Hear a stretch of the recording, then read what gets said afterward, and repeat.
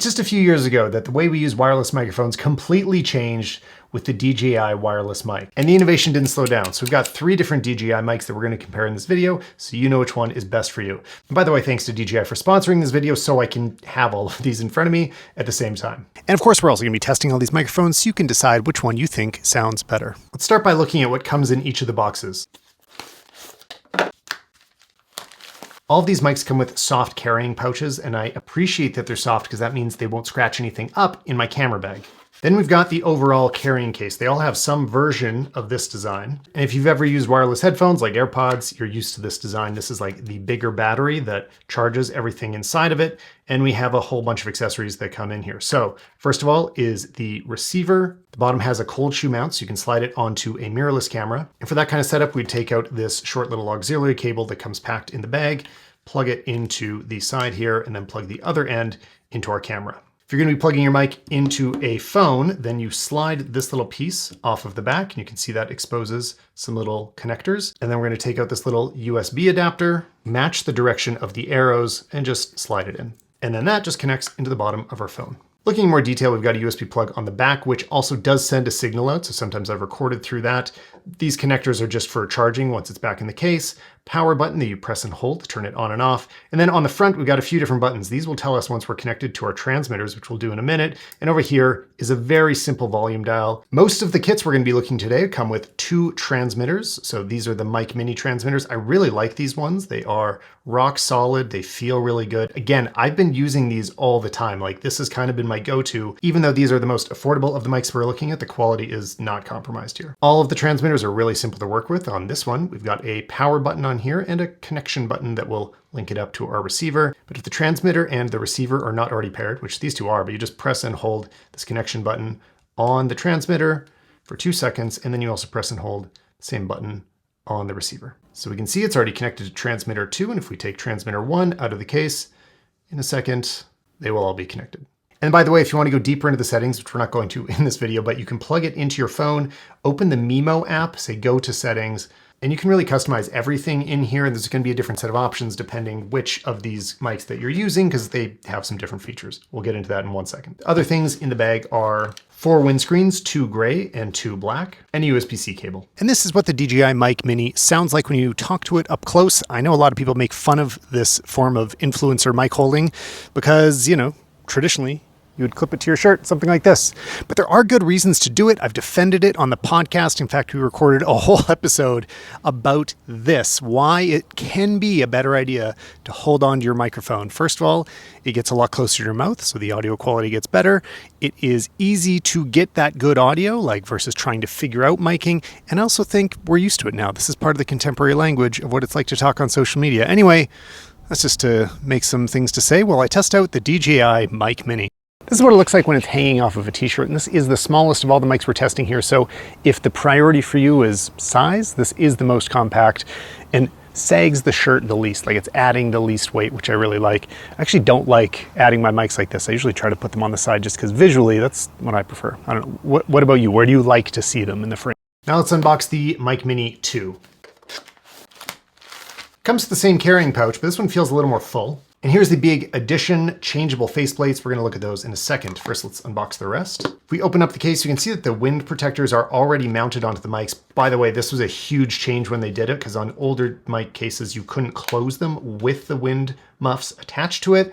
Still happens with some of the competitors, so this is very important to me that you can just leave them on in there, so whether you're carrying them around, you don't have to snap them on and off or store them separately. As far as I can tell, the receiver is effectively unchanged from the Mic Mini 1. I mean, cosmetically it looks the same. Not sure if there's something different in the inside. Most of the changes are in the transmitters. So taking a closer look, they have been redesigned here. Let's actually take the windscreen off just so we can see what's going on. The cosmetic changes now, these fronts are interchangeable, so you can just pop them off via magnets. Open up our colorful selection of other faces, and now you can match the color of your microphone to your outfit or whatever you like.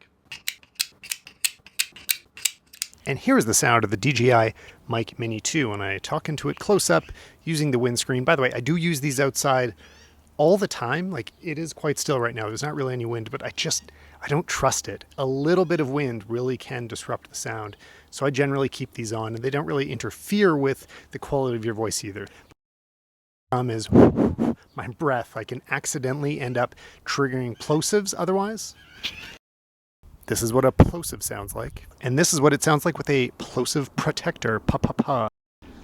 Saves the day. And here's what the DJI Mic Mini 2 sounds like mounted to my shirt. Again, I don't really like putting it here, but it is the best sound versus the side. If you turn your head, it will change, whereas if it's in the middle, you're gonna get the most consistency. When you're trying to think about what is the difference with the Mini 2, I think a lot of the most important stuff to think about is fun and customizability. So for one thing, DJI is doing some artist collaborations, so you can have some really crazy front covers. And then they also have different colors of windscreen, so you can match it either to the color of the mic or to your outfit. Like I'd say that probably this one best matches my outfit today. And then you've got some instant customization. Another thing I love about the Mic 2 Mini is they added an option that is really targeted at just shooting on your phone. And this is the smaller one. It only comes with one microphone, but it means that the whole case is like way smaller. So what you're packing in your bag, if you know you don't need two mics, just save the space. So even though these are both Mic Mini 2s, you can instantly see they have a huge size difference. And when you open it up, you'll see why. Not only is there only one mic, but the transmitter is much smaller. When you hold them side by side, it's really night and day. So the obvious difference is this can support a mirrorless camera, can send an audio signal out, and this only has that USB port.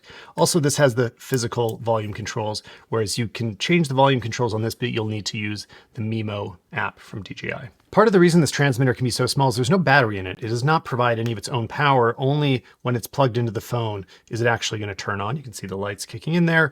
And it is now receiving from this one transmitter, but it can receive from two. There is a 2-pack using this mobile receiver. Also notice O, L, and H. This is off, low, and high, which refers to the noise canceling. It's just a simple little switch here. We're going to change that later, and I'll show you the difference once we're doing some sound tests. Let's just see the rest of the single mobile kit. You get a USB cable, one windscreen, a magnet, and another face covering. One darker option for the magnetic face covering. And then the other biggest physical change I didn't go over is the way the magnet works on the back. Now, if I pull the clip off, it just completely disconnects. Whereas on the first generation of the Mic Mini, there is a clip that is permanently attached and then a magnet on the back of the clip. So it sort of gets thicker as you add things to it. With the Mic Mini 2, it's more of an either or situation. So you can take off that clip, which I actually don't usually use. I'm usually just using this simple magnet, and that's how I attach it to my shirt. From what I can tell, the actual microphone capsule inside is very similar to the Mic Mini 1, but it does have 3 different tone profiles, which we will test in a second, so you can get some different effects out of your voice. One thing about the smaller case is that you do have to remove the windscreen to close it, but it does still close. If you're not sure if you want the more traditional, larger receiver that works better with mirrorless cameras or the phone-only option, here's one thing that might help you decide.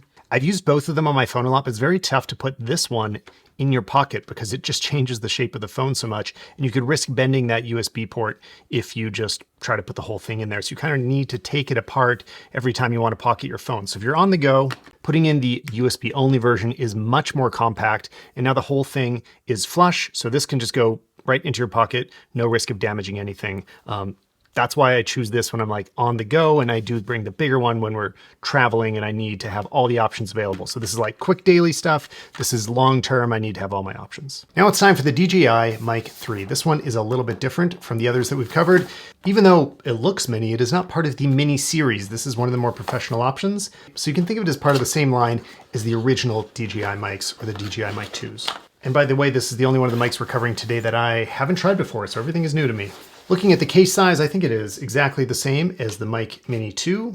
Only way to really tell them apart is the name printed on the top. And for comparison, here's the Mic Mini, Mini 2, and Mini 3. You can see only the first one is smaller.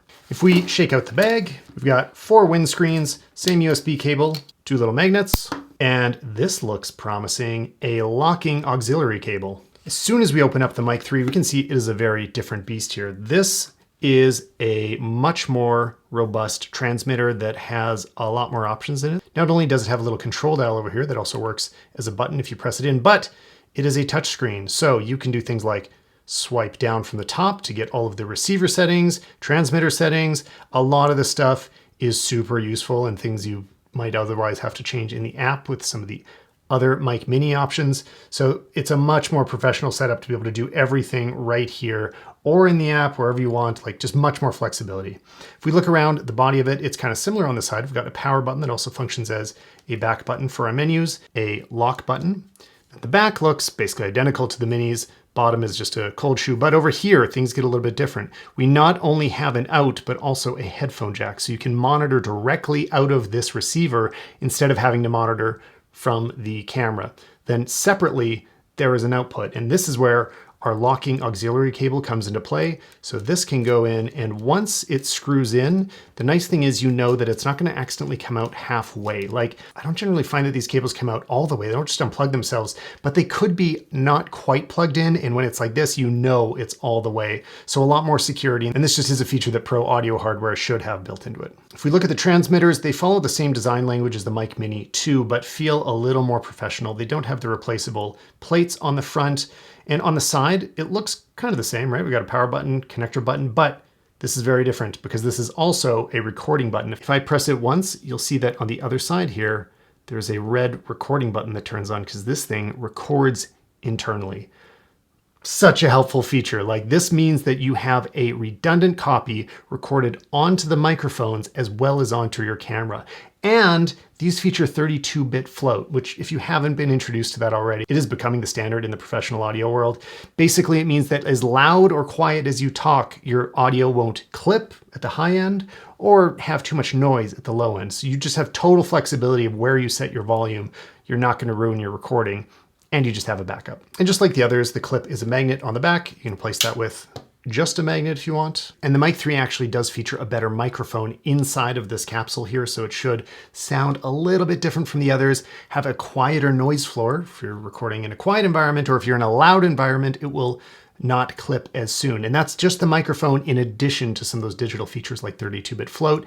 And it also has adaptive loudness control in addition to a limiter. So many different ways that basically this thing will never get the wrong audio level for you. And now we're listening to the DJI Mic 3, which does have the best mic capsule out of all of them. So without any processing, this one should sound the best. Although this is kind of best case scenario for a mic being held very close to your mouth. So they're all going to sound very good like this. And when it's clipped to my shirt, this is what it sounds like. Also very good. Not quite as good as when it's held close up. And there's some things we could do about that. So a big difference is that there's a little less bass to people's voice once the mic moves further. And there's some settings we can change on some of these mics, including the Mic 3, the Mic Mini 2S, and the Mic Mini 2. So far you've been listening to regular, which is the default. I don't think most people should change this most of the time, but the other ones can be useful. And now we can switch it to rich, which boosts up the bass frequencies, a little bit of the mid bass as well. So it has a little more of like a broadcast podcast sound to it. And the last option is bright, which raises some of the high frequencies. And these are changes you can make in post-production, but it can be easier to do them in camera as well. Now, bright is the one of these that I think has the most practical function. If I want to hide this microphone, I might mount it a little bit lower and do up my shirt. So now the microphone is hidden and we're back to regular mode.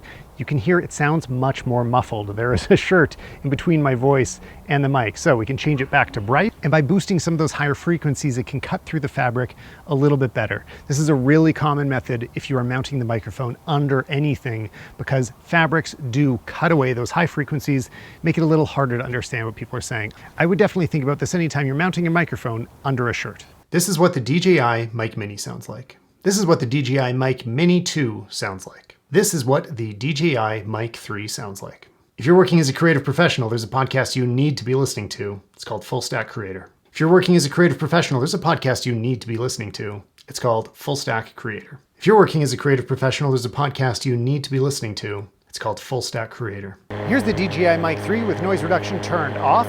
And here it is with noise reduction turned on. This is just the basic setting, but there also is a stronger option. And this is what the strong noise reduction sounds like. I think it's a bit too aggressive, reduces the overall quality of the sound, but you do hear my voice a lot better. Is it worth it?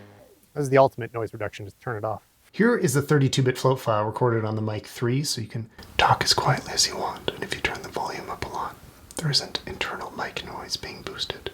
And when you record in 32-bit float, it never clips no matter what. And then there's another feature called adaptive gain control, which I haven't tested before, but I think if I talk quietly and then I start talking louder and like making a whole bunch of noise, it should manage that in an intelligent way, which is very helpful. More than just the basic limiting that the Mic 2 has, the 3 also has this intelligent version. By the way, the Mic 3 offers timecode, and if I need to explain what it is, you probably don't need it. It's very helpful for syncing up cameras in professional environments, but if you know about timecode, you might know why you would love to have it in your mic.